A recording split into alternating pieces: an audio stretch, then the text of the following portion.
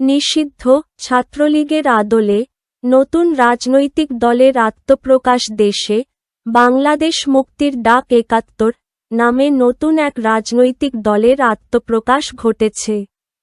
শেখ মুজিবুর রহমানের সম্মান সমুন্নত রাখা, স্বাধীনতা ও সংবিধান সুরক্ষিত রাখা এই সংগঠনের মূল উদ্দেশ্য বলে জানা গেছে।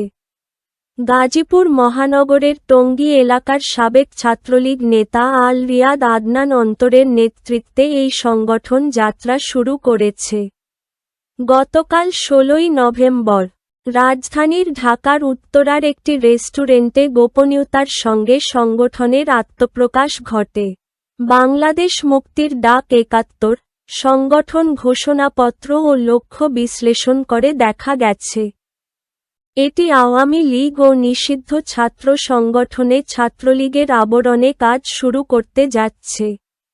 সংগঠনের মূল লক্ষ্য হিসেবে বলা হয়েছে বাংলাদেশের স্বাধীনতা, সংবিধান, জাতীয় পতাকা, জাতীয় সঙ্গীত ও মুক্তিযুদ্ধের ইতিহাস সুরক্ষিত রাখা, মুজিববাদ প্রতিষ্ঠার মধ্য দিয়ে শেখ মুজিবুর রহমানের সম্মানকে সমুন্নত রাখা।